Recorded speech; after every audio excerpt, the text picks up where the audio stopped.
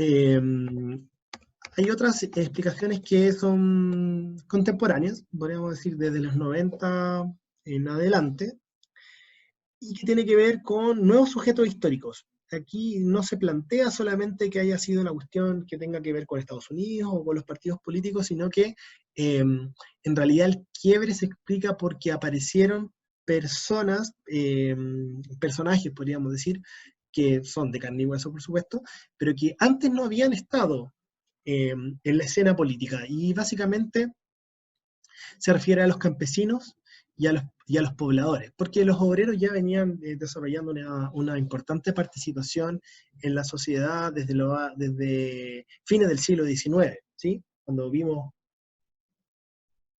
todo lo que tenía que ver con las mutuales, las sociedades de resistencia, los sindicatos, los trabajadores, los obreros llevaban una historia importante de participación y habían influido en el sistema político.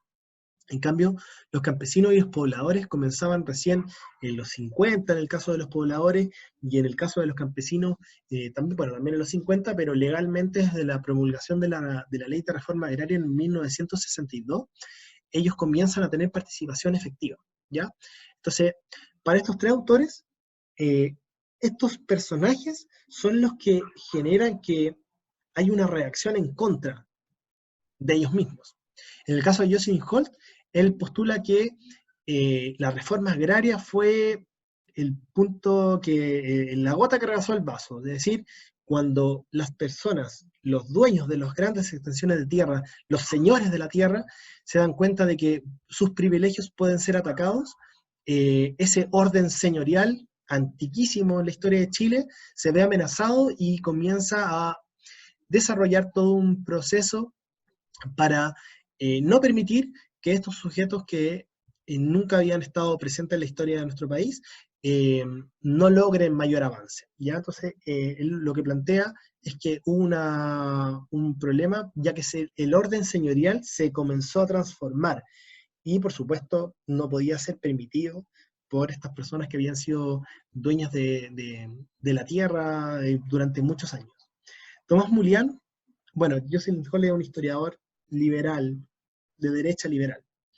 Jocelyn Holt, perdón, Tomás Mulián es un sociólogo que él plantea la idea de la fiesta popular, que la llegada de Allende al poder habría sido tan celebrada por los sectores populares que eso asustó a una parte importante de los sectores más acaudalados del país, incluso también de la clase media, ¿ya? Nunca en la historia los trabajadores y los campesinos se habían sentido parte de un proyecto político. Eso es lo que plantea Tomás Mulián. Y Gabriel Salazar, es un poco complejo de explicar, pero lo que él plantea es que el programa de la Unidad Popular planteaba llegar al socialismo, pero el problema era que la ley le daba límites. En realidad, querer pretender hacer todas las transformaciones tan radicales que se querían, tomando la Constitución de 1925, hacía que fuera imposible, porque el marco legal que le daba esa Constitución no permitía las transformaciones que Allende deseaba, que era construir un Estado popular.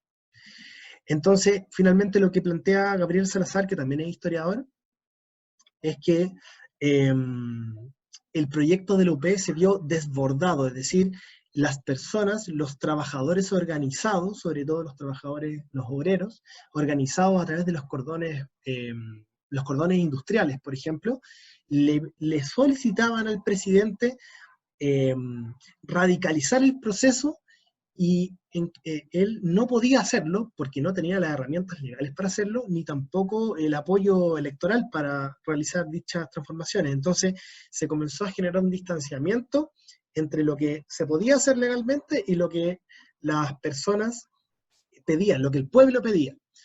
Entonces por eso él habla del Estado desbordado, que finalmente la tesis de Salazar es que la vía institucional era insuficiente para realizar todos los procesos transformadores que pretendía el gobierno de Salvador Allende.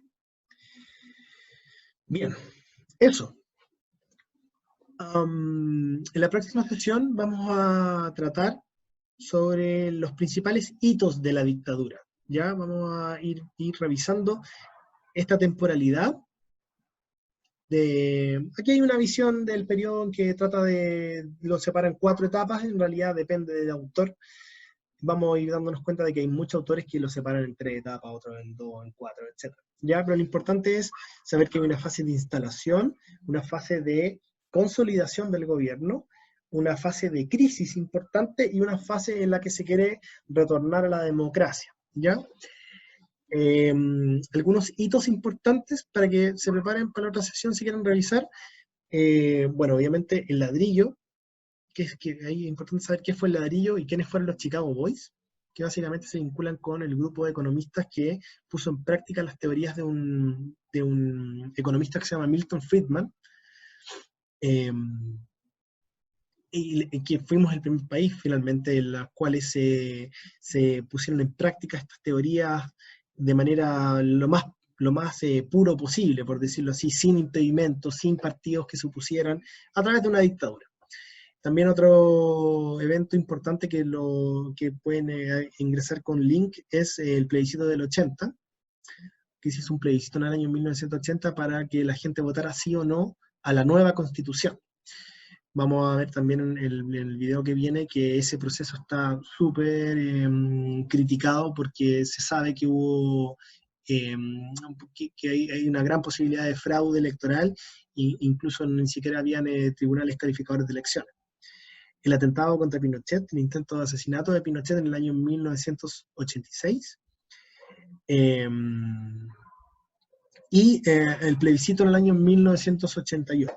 Ya, para la próxima sesión, la idea es que revisemos estos hitos y eso, ¿ya? Así que espero que les haya quedado claro cuáles fueron las interpretaciones que revisamos.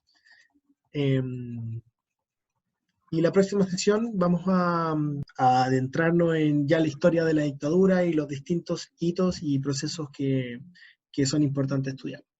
Que estén bien, cuídense.